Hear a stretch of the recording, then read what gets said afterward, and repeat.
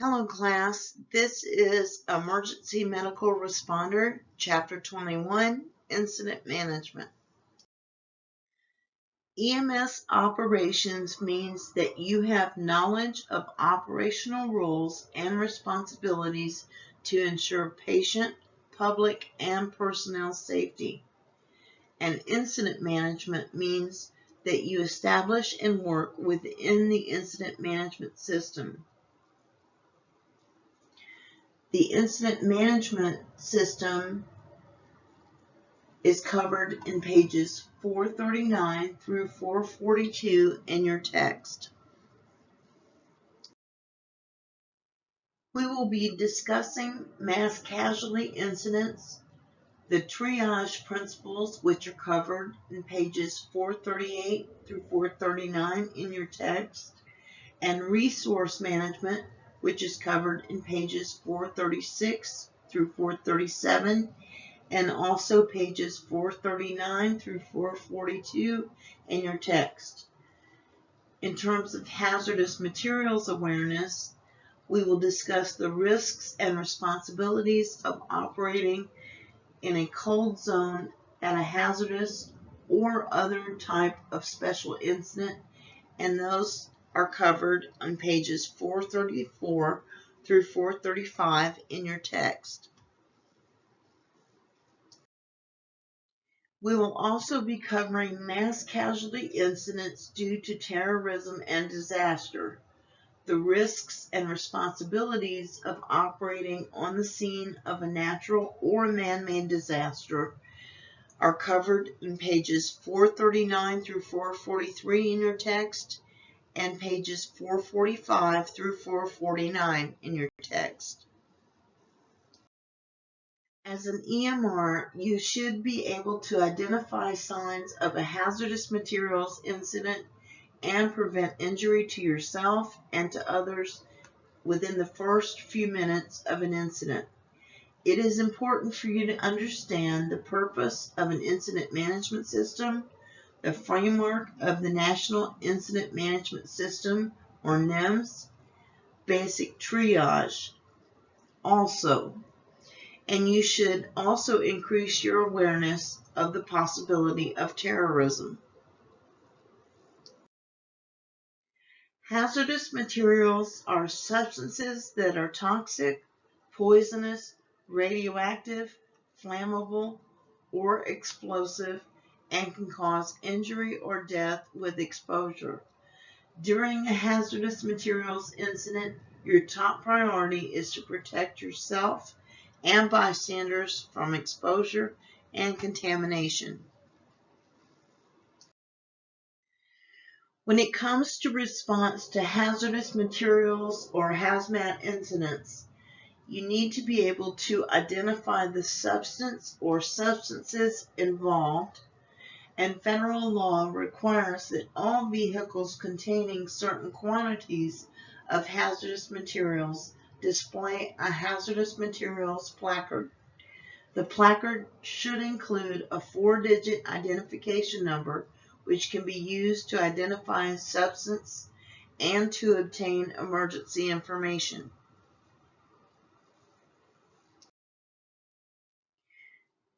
The Federal Department of Transportation, or DOT, uses labels, placards, and markings such as those found in the 2020 Emergency Response Guidebook to give a general idea of hazardous materials inside a particular container or cargo tank.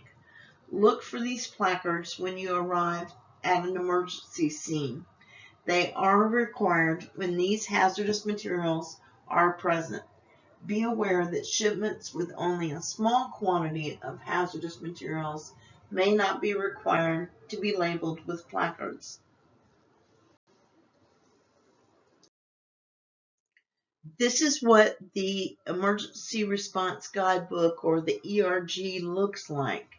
And the ERG lists the most common hazardous materials, their 4-digit identification numbers, proper emergency actions to control the scene when these materials are present, and the emergency care of patients who become ill or injured after exposure to these substances. Unless you have received training in handling hazardous materials, keep away from contaminated areas or what are known as hot zones. As soon as you recognize that a hazardous materials incident exists, notify the dispatcher so other responders who are properly trained will be aware of the situation and can respond. Identify victims who have sustained an acute injury as a result of exposure to hazardous materials. Remove them from the contaminated area if it is safe to do so. Have trained personnel decontaminate them, give emergency care, and transport them to the hospital. Very few specific antidotes or treatments exist for most hazmat injuries. Emergency treatment usually consists of supportive care. Constantly reevaluate the patient's vital signs, including breathing status. EMRs should receive specific additional training in hazardous waste operations and emergency response, or HAZWOPER, to emergency medical response levels.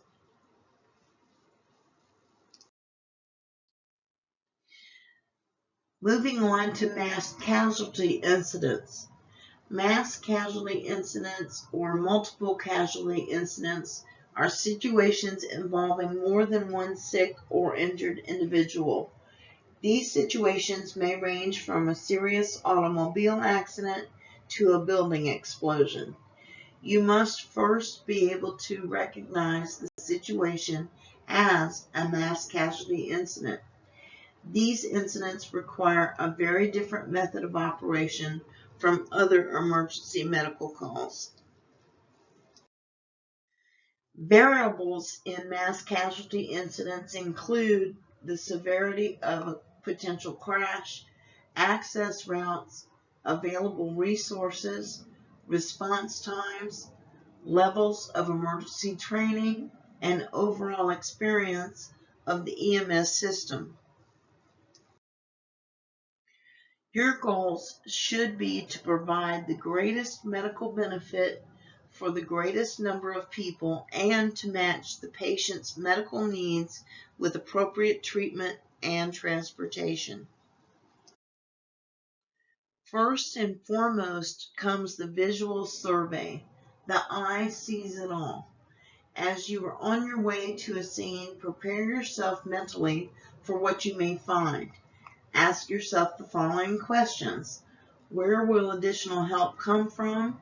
And how long will it take for help to arrive? When you arrive at a scene, focus on staying calm. Make a visual assessment of the entire accident scene, the number of potential patients, the severity of their injuries, and how much and what kind of help you will need. Your initial radio report, creating a verbal image, is very important. Use clear language, be concise, be calm, and do not shout into the microphone. The key points to communicate include the location of the incident, the type of incident, any hazards, the approximate number of patients, and the type of assistance required. Be specific with your requests as possible.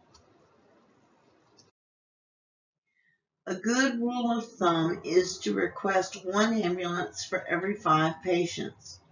Follow protocols of your department when calling for additional resources.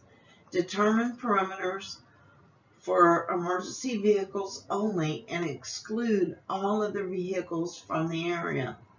Establish a one-way route for emergency traffic to approach the scene and a separate one-way route for emergency traffic to exit the scene. Allow adequate room for emergency vehicles that need to be close to the scene.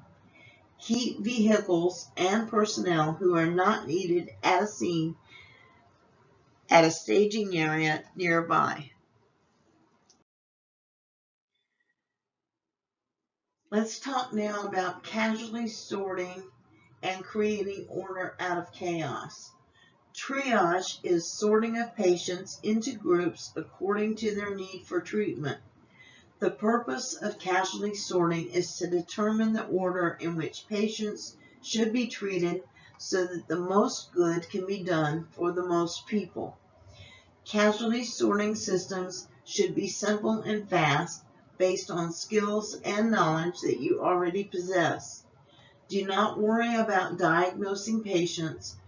Categorizing quickly is the basis for a system of rapid, life-saving actions. Do not stop during this assessment except to correct airway and severe bleeding problems quickly. Many EMS systems rely on simple triage and rapid treatment, or START triage systems, because it is simple and easy to remember and easy to implement. The START lets EMRs triage each patient in 60 seconds or less based on 3 primary observations: breathing, circulation, and mental status. The START triage system is designed to help rescuers find the most seriously injured patients. Triage tagging means telling others what you have found. Patients are tagged so that other rescuers can easily recognize their triage level. Tagging uses colored surveyor's tape or colored paper tags and is based on methods determined by your local EMS system.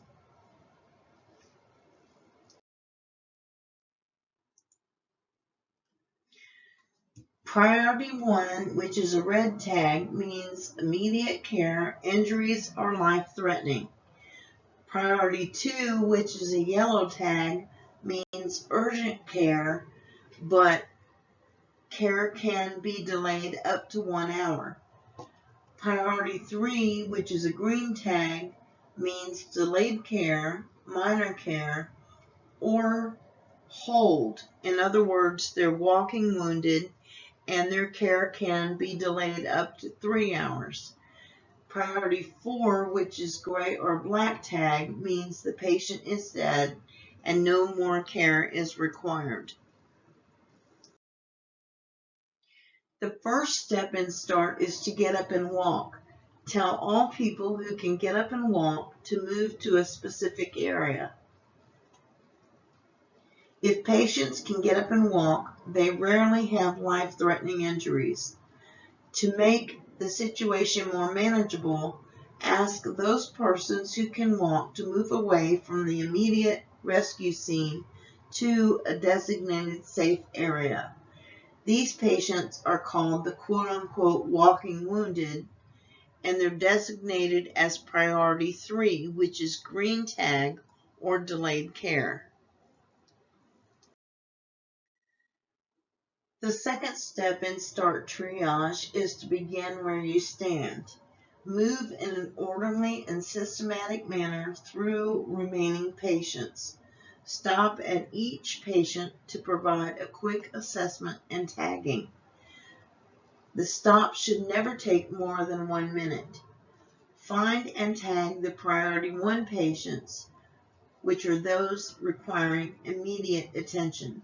Examine these patients, correct life-threatening airway and breathing problems, and tag the patients with a red tag and move on. How to evaluate patients using breathing, circulation, and mental status. The START triage system is based on 3 observations: breathing, circulation, and mental status. This is an example of casualty sorting. As you can see, you have the red tag, which is immediate care, yellow tag, green tag, which are walking wounded, and black, which are patients which are already deceased. With breathing, it all starts here. Patients with breathing rates of greater than 30 breaths per minute are tagged as priority 1, which is immediate, red tag. If a patient is breathing at a rate of less than 30 breaths per minute, move on to circulation and mental status observations. If a patient is not breathing, clear the mouth of any foreign matter, open the airway, position the patient to maintain the airway, and if the patient breathes, tag the patient as priority 1, which is an immediate red tag.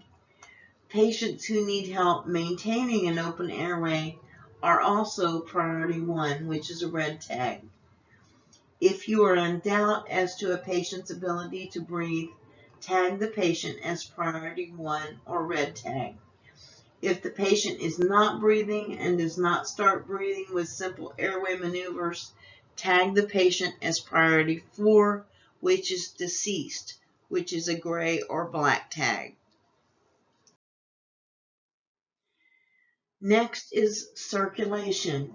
Is oxygen getting around? The best field method for checking circulation is the patient's carotid pulse.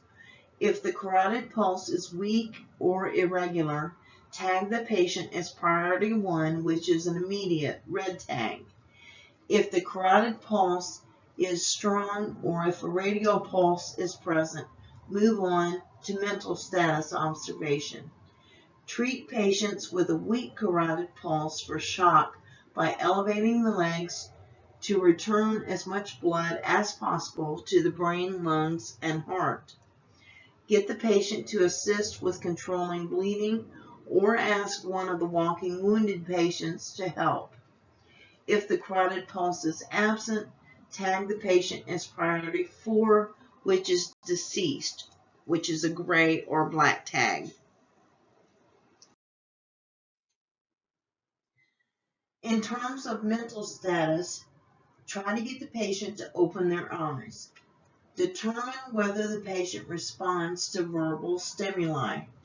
Patients who can follow simple commands and have adequate breathing and adequate circulation are tagged as priority 2, which is yellow tag or delayed. Tag unresponsive patients as priority 1, which is immediate, red tag. Remember that START is just a beginning. START triage system is designed to help rescuers find the most seriously injured patients. As more rescuers arrive, patients will be re-triaged for further evaluation, treatment, stabilization, and transportation. Each mass casualty scene should have a person designated as a triage officer. Injured patients do not always remain in the same condition because the process of shock may continue. Some conditions will become more serious as time goes by. If possible, go back and recheck the condition of priority 2 and priority 3 patients. Working at a mass casualty incident. If you are not the first person to arrive at a scene of a mass casualty incident, report to the incident commander before going to work. The incident commander will assign you to an area where your help and skills can best be used. An effective incident command system, or ICS, depends on integrated, agreed-upon protocols and procedures involving the fire department, law enforcement, and EMS personnel. If you are first on the scene, you will have to make the initial scene size up, clearly and accurately report the situation to a dispatcher, and conduct the initial START triage. As more highly trained rescue and emergency personnel arrive at a scene, accurately report your findings to the person in charge by noting the following information: approximate number of patients, the number of patients whom you have triaged into each of 4 levels, additional assistance required, and other important information. Now let's talk about the National Incident Management System, also known as NIMS. NIMS was developed by the U.S. Department of Homeland Security to provide a consistent and unified approach to handling emergency incidents. NIMS was designed to effectively and efficiently handle immediate response, mitigation, and long-term recovery of small and massive natural and man-made incidents. NIMS expands on ICS in your department. There are 5 major areas that are addressed within the scope of NIMS: preparedness, communications and information management, resource management, command and management, and ongoing management and maintenance. ICS consists of 6 major features. These are standardization, command, planning and organizational structure, facilities and resources, communications and information management, and professionalism. EMR's roles fall within command and management component of NIMS. The federal government requires many agencies to utilize NIMS. It is recommended that EMRs be certified in the following courses: ICS 100, which is the Introduction to ICS, and FEMA IS 700, which is NIMS, an Introduction. Additional information on NIMS is available at the Federal Emergency Management Agency, or FEMA, website.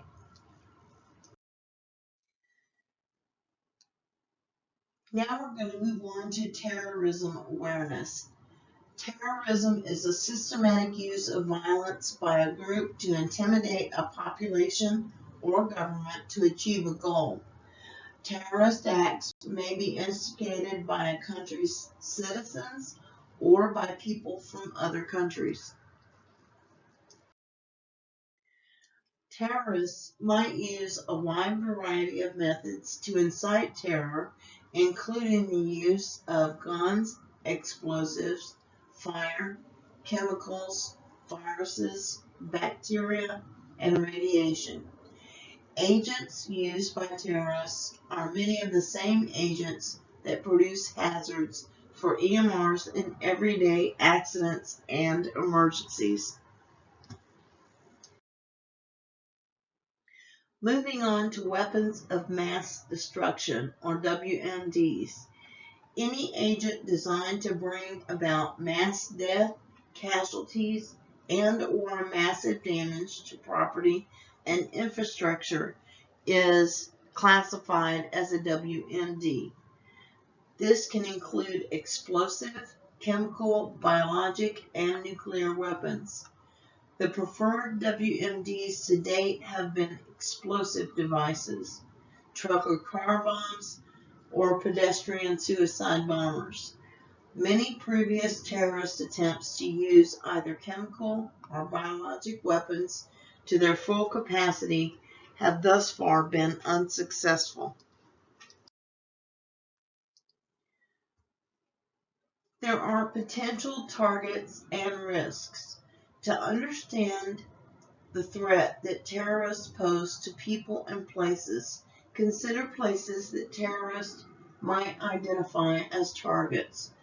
Bridges, tunnels, pipelines, and harbors constitute infrastructure targets. National monuments are also symbolic targets. Housing developments and automobile dealerships have been targeted by eco-terrorists. Computer networks and data systems might be targets for cyber terrorists, and farms and agricultural installations might be targets for terrorists trying to destroy or taint national food sources. Schools, government buildings, churches, and shopping centers represent high visibility targets. In an open society, a person committed to performing a terrorist act can access most components of infrastructure.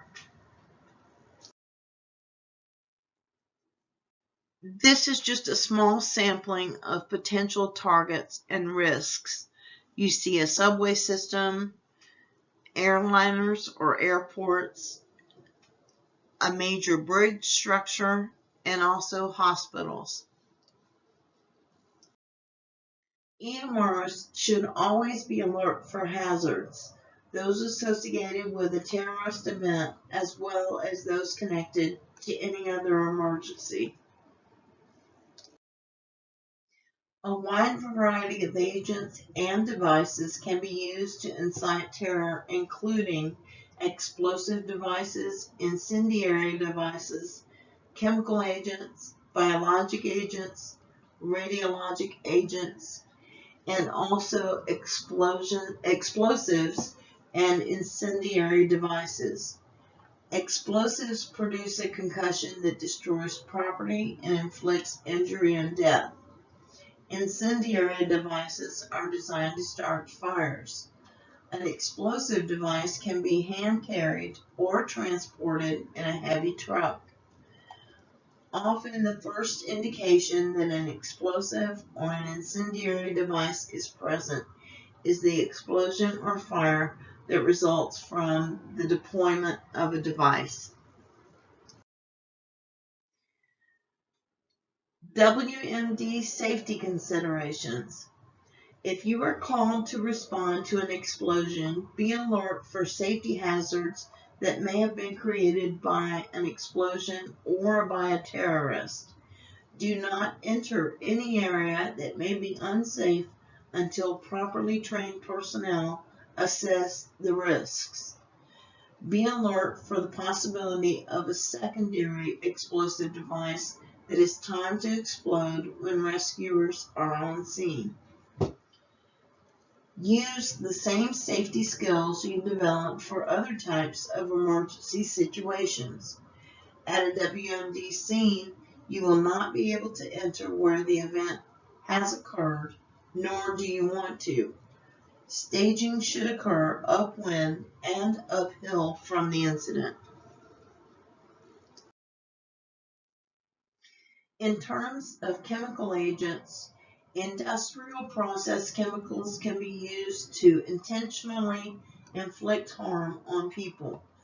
Many of the chemical agents that could be used by terrorists are the same chemicals that create hazmat incidents when accidentally released. There are pulmonary agents as well. Pulmonary agents are gases that cause immediate distress and injury.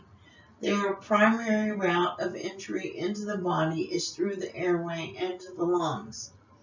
Once these chemicals are inhaled, they damage lung tissue, which leads to pulmonary edema. Pulmonary agents cause intense coughing, gasping, shortness of breath, and difficulty breathing. Phosgene gas is produced by burning freon, which is found in most air conditioners. Symptoms of phosgene exposure may be delayed for several hours after the inhalation of gas. Safety precautions for an accidental release are the same as precautions for an intentional release by terrorists. Keep a safe distance away until properly trained personnel can handle the situation. Insecticides are a class of poisonous chemicals that are inhaled or absorbed through skin. Many insecticides are organophosphates.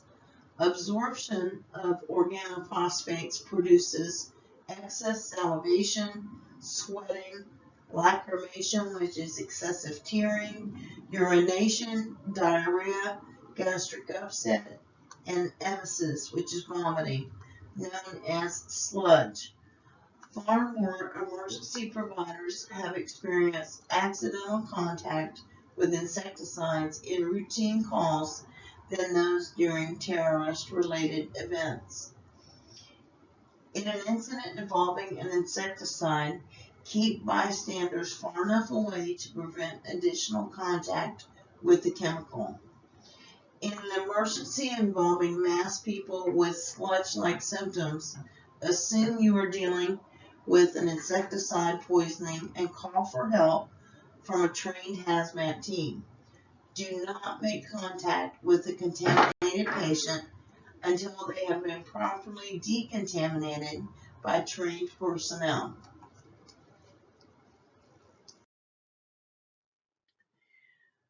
Nerve agents are among the most deadly chemicals developed. These chemicals can kill large numbers of people with small quantities and cause cardiac arrest within seconds to minutes of exposure. Nerve agents block an essential enzyme in the nervous system and cause sludge-like symptoms. 4 of the most commonly mentioned nerve agents are sarin, soman, tabin, and V agent, also known as VX. In an emergency situation, your primary responsibility is to keep yourself, other rescuers, and bystanders from becoming contaminated. A well-trained hazmat team in special protective equipment is needed to remove and decontaminate people exposed to these agents. A duodope kit contains drugs to counteract the effects of nerve agents. As far as blister agents are concerned, when blister agents come in contact with the skin, they produce burn-like blisters. Inhalation of vapors of these agents cause burns of the respiratory system. Blister agents produce pain, skin irritation, eye irritation, severe shortness of breath, and severe coughing. Blister agents include sulfur mustard and lewisite. Only well-trained and properly equipped rescuers with self-contained breathing apparatus should approach a scene that might contain these agents. Safety considerations when dealing with chemical agents. If multiple people are experiencing unexplained symptoms, you should suspect a common agent as a cause. Your primary role is to recognize that a problem exists and to avoid contaminating yourself, other rescuers, and bystanders. Stay upwind from any potential source and call for assistance from a properly trained hazmat team. Biologic agents are naturally occurring substances that produce diseases. They may be bacteria such as anthrax or plague, or viruses such as smallpox, or a form of hemorrhagic fever. Although biologic agents are hard to disperse so as to contaminate large numbers of people, they could be used as deadly weapons by terrorists. These diseases have an incubation period, which is time from the exposure to the diseased organism to the time the person begins to show symptoms of the disease. If people were exposed to an infectious organism today, it might be several days before they would show signs of disease. The first awareness of a biologic terrorist incident would likely come from a hospital emergency department and a public health department.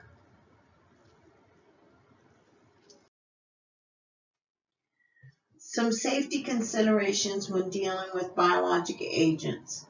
Be alert for unusual patterns of diseases with flu-like symptoms. Review current information about disease trends provided by your medical director and public health department. Practice appropriate standard precautions. If indications suggest a biologic agent is involved in an incident, call for specially trained assistance and wait in a safe location. Patients who have come into contact or direct contact with the agent need to be contaminated before any EMS contact or treatment is initiated.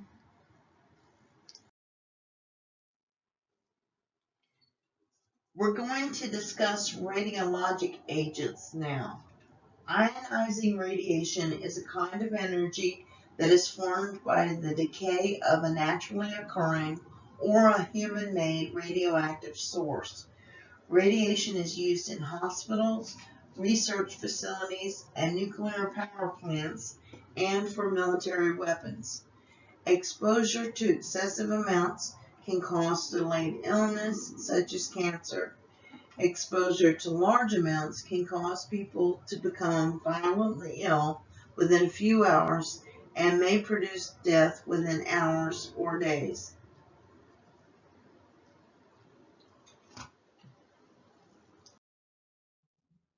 Radiation cannot be seen, felt, or detected with any of the normal body senses. Special instruments are needed to detect and measure the amount of radiation that is present. An explosive device containing a small amount of radioactive material is known as a dirty bomb. Such an explosion could contaminate everyone in the vicinity of a blast. If the presence of radiation is suspected, stay away from the blast site until specially trained teams check for the presence of radiation with special monitoring devices.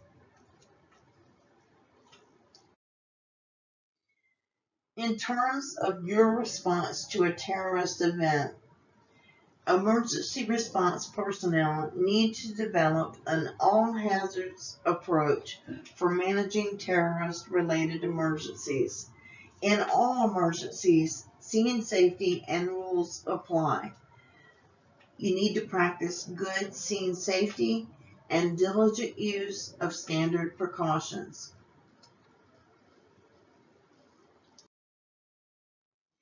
Be prepared and know the limits of your training. Many types of terrorist events require you to stay a certain distance away to avoid contaminating additional people.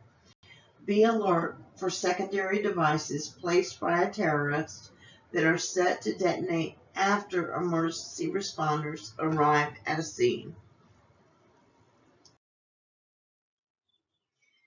Establish an Incident Command System, or ICS, as soon as possible. Know your role in working within ICS. Treat these incidents as MCI, or mass casualty incident situations. Establish good working relationships with appropriate local, state, and federal agencies. Always be alert for your safety, the safety of other rescuers, and the safety of patients. Now let's go through a summary of what we've covered in Chapter 21.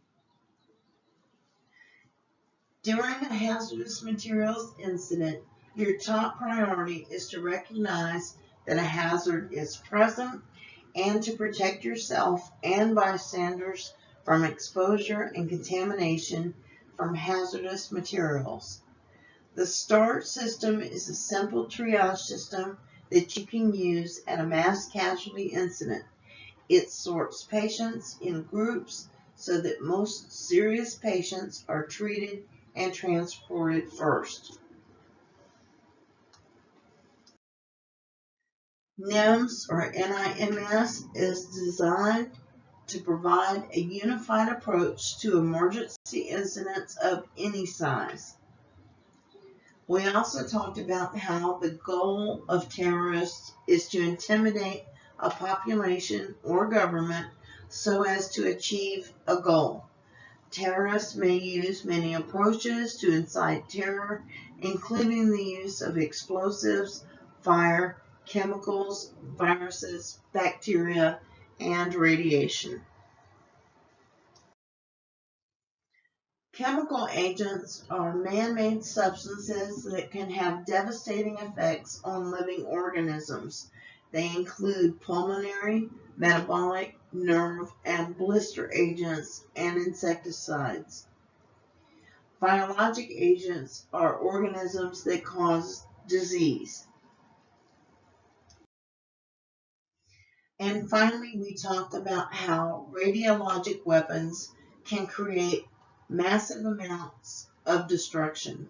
They include radiologic dispersal devices, also known as dirty bombs.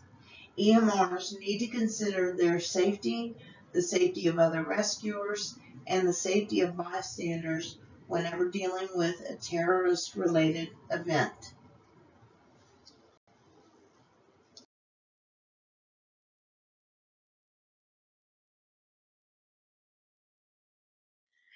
Now let's cover some review questions for Chapter 21. Question 1. The first step in START triage involves A. Quickly determining who is the most injured. B. Asking all people who can get up and walk to move to a specific area. C. Opening the airway of unconscious victims. Or D. Calling dispatch. And the correct answer is B. Asking all people who can get up and walk to move to a specific area. Review question 2. Which of the following patients would be tagged as a priority 1 red tag? A. A patient who cannot maintain an open airway.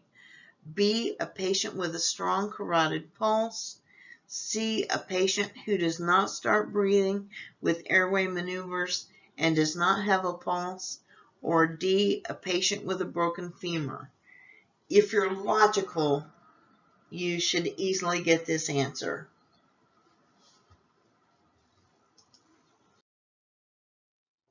And the correct answer is A. A patient who cannot maintain an open airway. Question 3. The function of the National Incident Management System, or NIMS, is to A. Assist EMS providers in managing natural disasters. B. Oversee operations of all EMS and fire agencies in the United States. C. Provide a consistent and unified approach to handling emergency incidents. Or D. Educate city governments regarding foreign terrorist attacks. And the correct answer is C. Provide a consistent and unified approach to handling emergency incidents.